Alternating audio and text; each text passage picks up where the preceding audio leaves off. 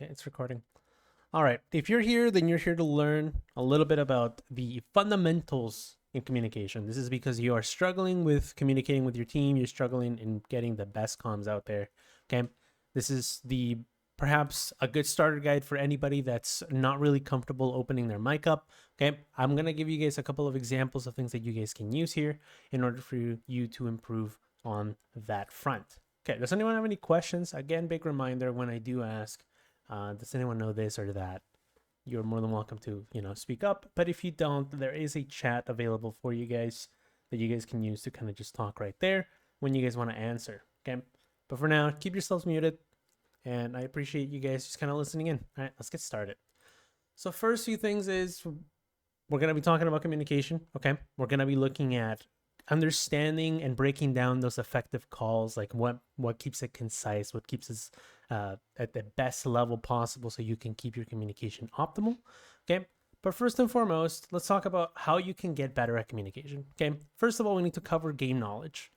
Game knowledge comes from understanding the map, understanding everything about the map, from why would they go that way to the different locations that they might take, the different routes that they might take. Okay. It is really easy to kind of find the popular names for each location. Okay. Each individual location has either a really popular name that people know. So for example, they might know Ramps, really popular name, or there might be some others that they're not really all that well known. So for example, this little area where my cursor is, does anyone know what that location is? Anyone have any guesses? Right In here. Cubby. Okay, this could be Cubby. Okay, what about this area back here by backside? Do you know that specific location on top of this box? I would just say on top of a box. Okay, I you don't can know. say on top of a box, right?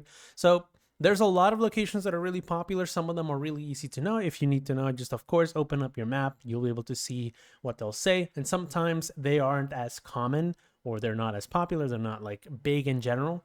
Okay, so you can always use things like your ping tool. You can always do things like ask questions. Hey, what do you guys call this? Right?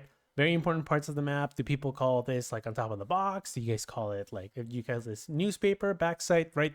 All of these things need to be made when you're trying to improve on your comms. You want to make sure that you have this increasing your knowledge of the map and increase of how much you know about the map. And like I said here, you want to make sure that you use your ping tool when you don't know. Okay, he's on top of the box right here, right? Because at the end of the day, the reason you want to know map callouts is because you're not trying to give speeches. Okay, you got to understand that you have to have some sort of urgency when there is a form of call that you need to make, because at the same time, if you give somebody this whole little thing right here, like a whole 2-sentence paragraph of what it is that they're trying to do on this location right there, then you're kind of gonna miss the point of what you're trying to say. Okay, you want to make sure that you're quick about it, but watch your tone. I did mention the word urgency in there. Okay, the louder you are, the more pressing that piece of information is. And most of the time, that urgency comes from people that don't really know the location. So try to know the location, try to use your ping tool. This is going to be a really good way for you to kind of expand on that game knowledge. The second one, of course, is understanding the agents themselves. Okay. Oh, sorry. We're gonna first go through some examples of some callouts. Okay. We're going to go from easy to hard, and then we're going to be talking a little bit about agents. So first, let's get started. Do you guys know the difference between location red and location yellow? What's yellow? This is on Bind A site, by the way, in case you couldn't recognize it. Think about it right now. What's this? Yellow. I'd say yellow is short and the red one is pocket. Okay, so this one here is pocket. You'd be correct about pocket. This entire thing right here is short. We're talking about this particular location in general. So this is pocket. You'd be correct. Some people call this box. I mean, there's a lot of different ways. I've heard some people call this ninja. People that first came in from CS. I think that's an outdated call out, however. What do you guys call this one? Any takers? I would just say like short cubby. Cubby? Yeah, cubby works. I usually say like choke point. Okay, Like choke point would be like right here. Point. And this is the importance of knowing those callouts, right? Like we just mentioned. We want to make sure that we all have the same consistent piece of like knowledge of the map. So this is really normally known as pocket. This is normally known as cubby. Okay, let's get it a little bit more difficult here. What are the differences between these 2 points on Icebox? In fact, I actually saw a conversation about this on Twitter that people were having the differences between these two locations known. What is this? Sorry, how about this one? What is yellow? What do you guys usually call yellow? Yellow would be nest, red would be top site. Okay, top site. Okay, I've heard other people as well call this heaven. Okay, this is actually something that had a huge discussion because people were like, "Oh, this one is like top nest, top site." Right? A lot of things are being called. Okay, this is the pop quiz right here. What do you call this little box right there? That's headshot. That's headshot. Jump up. Headshot. Good. Jump up is also another one. Okay, what about this box right here? Any takers? Heavy? Green box. Green Yeah, box. it's called Good. green. Green box. That's a good one. How about this? This entire thing is rafters. How do you differentiate between this side of rafters and this side of rafters? Right there. Yeah, that's a good one. Okay, what about... Okay. Any takers? Any takers between this side of rafters and that side of rafters? Besides over there. Decent call out, but, you know. Where are we positioned? Maybe like right rafters. I mean, maybe like close rafters and far rafters. Okay, you can call it like that. Okay, you can use things like CT rafters. Okay, you can use things that will differentiate, and this will come in the next question. What about these two boxes that you can use on Seaside Lotus? What are their differences, and what do you call them? What do you call red, and what do you call yellow? What are the differences Close between those two left. locations? Close left. Okay, that's not bad. I mean, it'll get the point across. What else? Any others? I mean, it like depends on like which way you're coming from, right? Because like technically they're both like close left. Okay, I appreciate that honesty right there. I mean, what if you're coming from here? This is not closed left now, is it? You're right. Context really Hard does right. matter. Hard right, yeah. Okay. Okay, let's say you are attackers first. How would you call these two? Okay, usually, if I die, I just point it out with the mini map and just be like, they're right there. Okay, good. Map tool is a good use of this. Okay, good way to differentiate. Okay. You could say close box on the left. Okay. And you could say if they're like a high one or like the smaller box, like jump up. Okay, not bad. Yeah, these are good. These are good ways of kind of representing locations that we don't really know. You guys are doing a really good job of kind of using that. You guys can also use clues, context clues from the things that you know. So for example, what are the differences between these two boxes and maybe some maniac like Omen standing on top of that box? How do you differentiate this box from these two? If somebody's playing right here, what would they interpret as box, left box, right? Maybe they might give out a clue by saying the character. Like if they say Sage, not Sage. If they say someone like Yoru or characters that don't have any way to like get up on like high ground, that can be a clue to be like, oh, it's gonna be on my left or right box. Yeah, I like that. That's a really good way to kind of also interpret how you can also find locations. Keep in the context. Okay. So You could call the middle one high box. high And box. then if you're where the C is, I mean, I'm sure he'll see the guy if he's on the one by the attacker spot. But if he's on the back box, behind you. You can say, yeah, behind you. Okay, not bad. Yeah, so you can do things. This used to be called what was it? High box or double stack? I don't remember which one it was because this location right here used to be a double box. So that one was really easy to kind of differentiate and no longer is called that. Sometimes they'll still call it that and people are like, what are you talking about? So this used to be that. You can call this CT box, right? But the whole point between these two, sometimes, like I mentioned earlier, there is not necessarily a call that differentiates them between the two. Okay? And that's where you have to come in and use whatever you can at your disposal. Okay? So for example, you can call this high box. You can call this elbow box. You can call this anything of the sort that will get somebody to understand. However, like I mentioned, the tone and the urgency in which you give this information might cause someone to panic, and they might think this is elbow box. Okay, so saying the box on top or seaside box, right? It is important to get those things out of the way when you're trying to communicate with someone and try to let them know what the location is. So this is not a really common location for players to kind of start communicating, but it's really easy when you say, you know, close left. They kind of get that out of the way, right? It's really easy to kind of see what it is. If someone gets like spotted up here, Very likely that they don't stay over there. Or they can just use the minimap, right?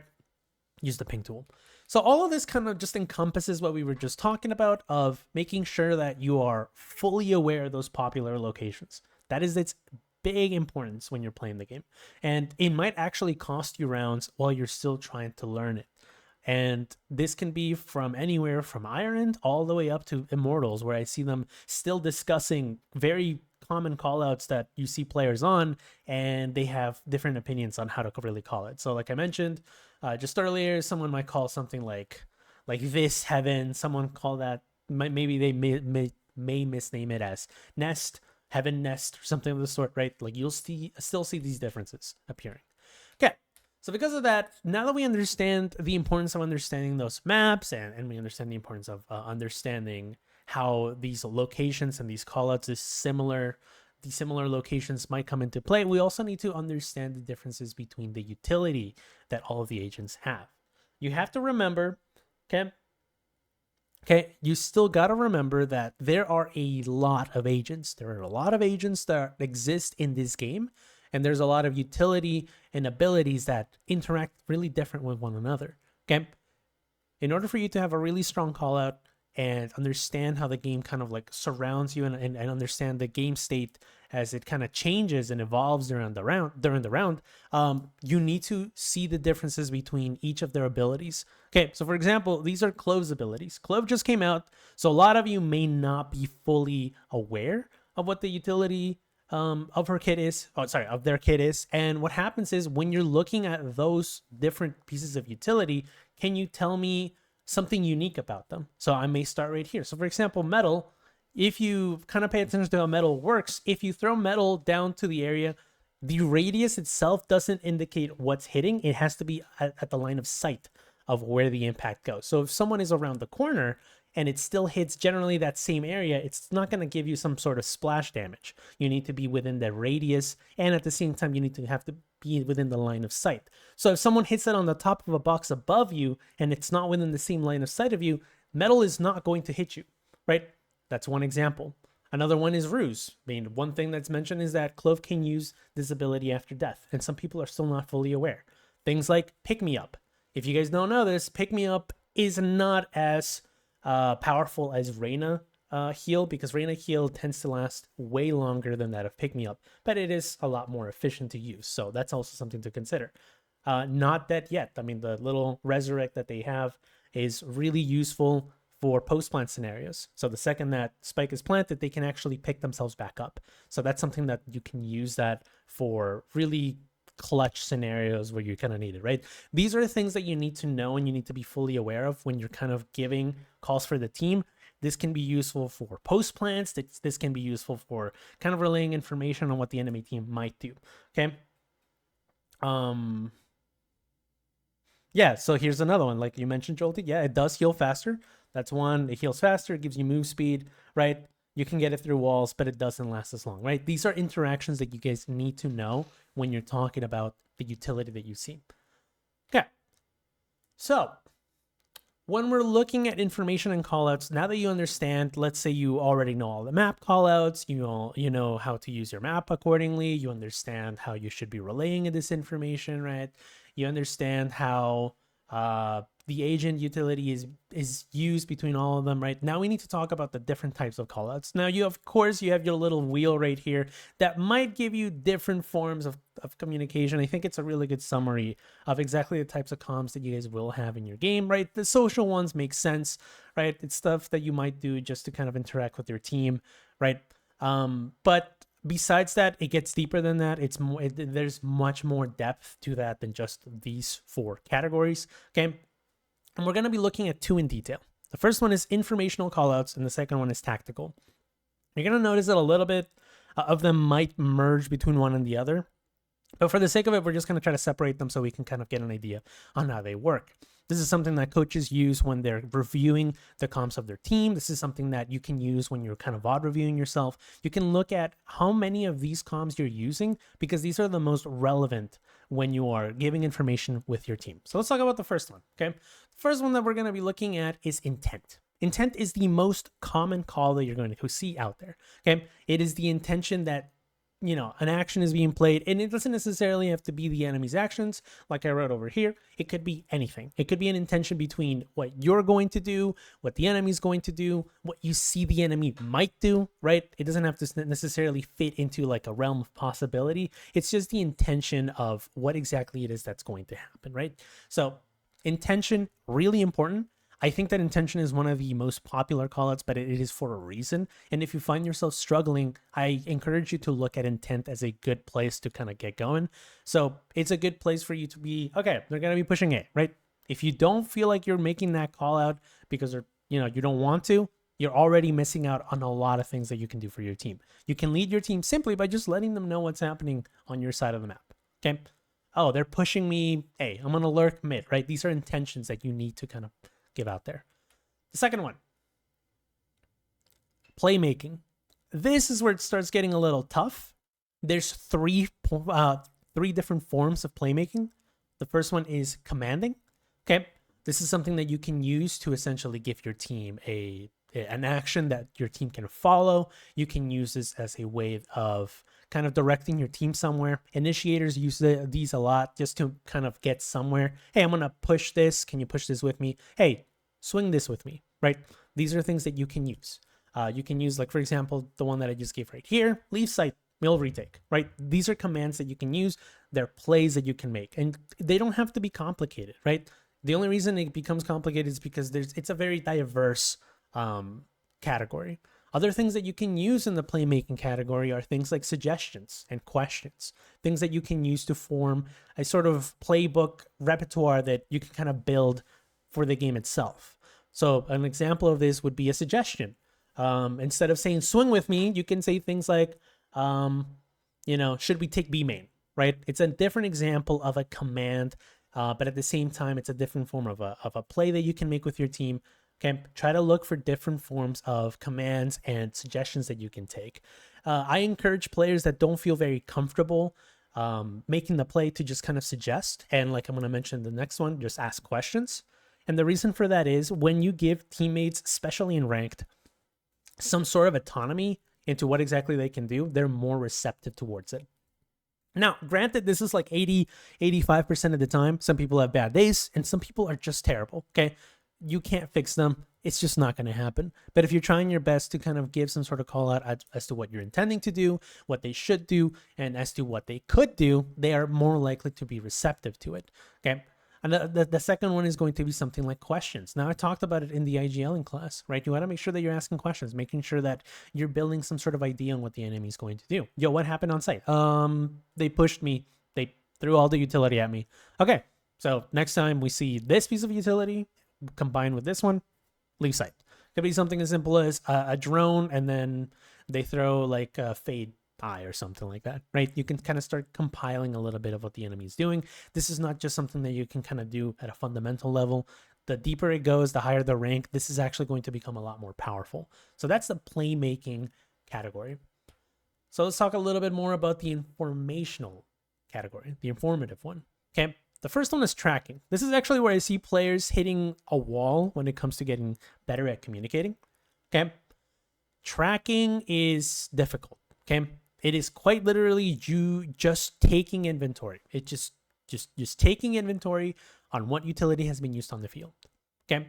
It could be things like, what did they use early in the push? What did you see them react with? Oh, they threw this flash, they threw this smoke, they wasted dash, they no longer have smokes for this, they no longer have that, they don't have drone, right? And it is important to kind of note some of the more important pieces of utility that don't refresh more than the ones that do, because it might trip up your team. So for example, if you tell someone Omen has used both smokes and you say it at the beginning of when they use them and it's still early in the round, right? That one might not have as much of an impact, and you might actually clutter comms unless they re-hit again. Then you can say something like, oh, you can stay on site. They have used both smokes, right? That's one way that you can kind of combine a piece of information with a command. But then you can say something like later in the round, if they use both smokes and they don't hit, you can say, oh, they don't have any smokes, right? Notice how you can use that to sort of get your team prepared for a better fight, just because they know that vital piece of utility is no longer available for the enemy team. Okay, so tracking is very important. I always tell players that have a really hard time retaking with their team to always pay attention to tracking. Okay, if anything, if your aim sucks, if you don't really know what you're doing with your team, if you can't really hit a shot with anything, even when it's easy, right? Pay attention to the information that's being given on the map, and most importantly, track that utility. Okay, it's going to get you a lot more rounds simply just due to the fact that your team will have an inventory to work with. Oh, they're out of fuel? Perfect. We push then. Oh, they no longer have X Molly? Perfect. We can do this when we're playing post-month, right? Stuff like that will get you a long way. And of course, the last one is observation. Now, I did mention that intent is one of the most popular ones, okay? I'd say that it is along the same side of popularity as observation, okay? This is where comms become the most cluttered because people that don't know how to comm will say everything that happens on their screen. Anything that they hear, anything that they see, anything that happens to them, they tend to relay it to the team. And by no means is that a negative thing. I always tell players that I'd rather them over-comm than under, because it's better to have more information on the field than not. And the reason it's really popular to do, it's because it's also one of the easiest ones to do. Okay, observational callouts are as easy as it is. It's basically anything that you're seeing on the map, anything that you might notice, it's an acknowledgement of what's happening in the map. Anything that's changing the game just slightly. Getting information on a chamber that was playing on site. You understanding that? That's one good one. Okay. Another one is, for example, things like what did they use, right? That's another example. You're tracking utility, but you're observing it, right? It's a form of kind of getting an idea of what it is that they like to do. When we push A, KJ is on backside. When we use this ult, they're going to be using this. They've used this before, right? Using this form of observation will get you somewhere. However, I'm going to give you guys some hints. It's not hints. I'm going to give you guys a tool that you guys can use to avoid getting into this overly calming situation while using your observational category. Okay, so with that in mind, let's talk about a really popular thing that we use over in TG. Positional. Obviously, I was going to talk about how just giving a position on the map is a form of observation. This is another example. Okay, so let me give you guys a way that you guys can make better comps. So one thing that we taught really early in the lifespan of TG was the the acronym PAD. Okay, if you want to be a little bit more advanced, you can use PADIP. Okay, so PAD is basically position, agent, damage. Now, it doesn't have to be in that order. People prefer agent first, position, then damage. But this is something that you can use to kind of remember. If you're not really overly good at giving comms, you can use these three. Okay, so for example, let's say we're playing here and you're about to kill KJ and they win. You know, she just beats you. Okay, you hit him for 80. You hit him for 80, so you hit the position, Gen, agent, KJ, damage 80. All you have to say is KJ hit 80, Gen, right? As long as you kind of give a mixture between those three, you should be good at kind of forming some sort of idea on where the enemy is going to be, and your team should know everything that they need to deal with this person right off the bat. However, sometimes it's a little bit more complex. Sometimes there's a little bit more depth. What if it wasn't in something as simple as Gen? What if you died to someone lurking and they were sub Rosa, right? What if they were doing something else? Maybe they were lurking, right? This is where you can add the last two letters. Now, intention is very similar to what we just talked about in the category. Okay, you're pretty much just giving an idea of what you think they're going to be doing. Okay, or rather, what you know that they were doing. So, for example, if you got hit from behind, you know that was a flank. If you know that you died because they pushed forward, then they pushed forward, right? You can kind of give that information much later after the fact. However, this is the part that you kind of use IP for. So the P4 is prediction. And what happens is when you get that information of intention, you have to add it with something else. Okay. The prediction is simply giving the team that you're playing with what you believe that they're going to be doing next. Okay. So it's essentially what they were doing versus what they were going to be doing next. So if you tell them that KJ was hit, 80 sub Rosa, you can say something like, they were flanking. They're very likely going to hit B main or something like that, right? You can only use these two, and this is a disclaimer. You can only use these two if there is nothing big happening on the map. So, for example, let's say you get caught off guard early in the game, in the round rather, and you can also use this when there's a lot of nothing going on the retake. People are waiting. You can use that to kind of help them early on.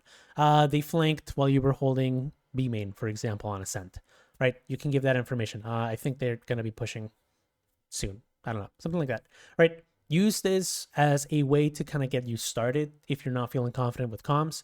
And once you start getting really confident, you can start compiling the rest of the other categories to kind of help you along the way of kind of creating some sort of status on where the enemy is and what they're trying to do and what's happening on the map.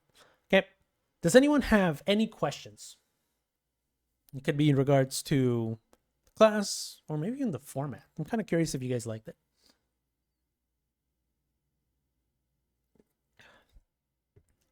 Any questions? No, but I thought the format was really cool. Okay, perfect. I like that. Positive. Any other? I got one question. Go for it.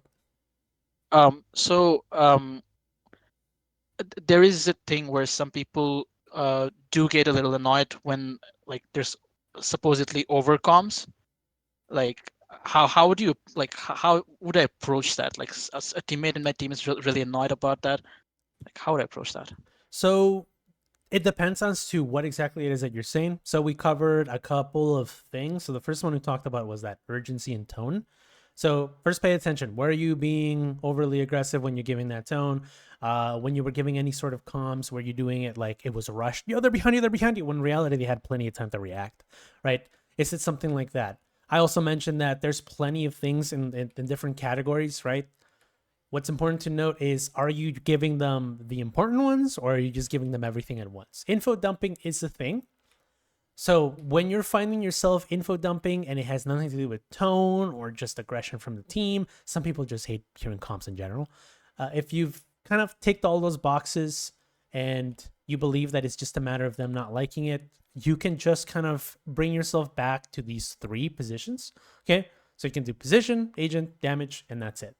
If even then they don't like it, then they don't like you. And that's completely something else. These are enough pieces of information that your team should be okay with it. If they do not like this, I'm just going to say they're not good players, okay? They just don't want to hear comms. I don't know why they're there. And I'm just going to give it to you just as it is. These three should be enough. Everything else is just extra and it's compounded so you can add more depth to your calls and understanding the game as a whole. But these three should be enough, okay? If they're still annoyed at this, I can give you the extra, maybe piece of advice of typing it in chat. But like I said, they don't like you at that point, okay? Something happened. There's a lot of distrust within the team. Just give them this. And if that's too much, then just put it in chat. Okay. Because I'm going to tell you right now, there's been times where I've told players, try this. And they do it and they're still annoyed and they'll put it in chat, but they don't read it. And they get themselves in this mix up of what do you want from me, right? Sometimes there's no winning. But like I said, so watch out for your tone and make sure you keep it concise. These three are more than enough to give everything that your team needs to make something successful with what just happened with you. Okay, hopefully that helps. Any other questions?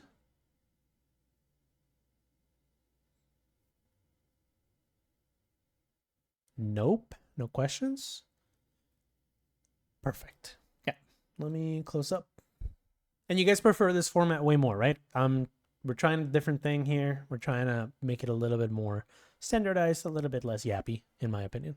But hopefully you like this a lot more. One thing I will say is we might miss a little bit of the depth of the different I will say niches that we can kind of go through potentially. I know there's a lot of nuance in a lot of the situations that I do talk about. So would that be the main focus of the scrim we're going to play? Just focus on calming more accurately? So yes, partially. I will also potentially, actually, I was going to say, we could also change it. No, for now, there's really no necessary focus on the comms aspect. But if you do want me to focus on it for yourself, I can kind of focus on that with you. No more questions, right? So I'm just going to close this up. But yeah, the focus for today is just kind of just let you play. You can just improve as you play. But if you think your comms are lacking, then I can help you with that as you play. Just help me at the end of the game. Just Yeah, at the end of the game for sure. All right. Let's or go. in between the games. It doesn't matter. All right, Pick. here.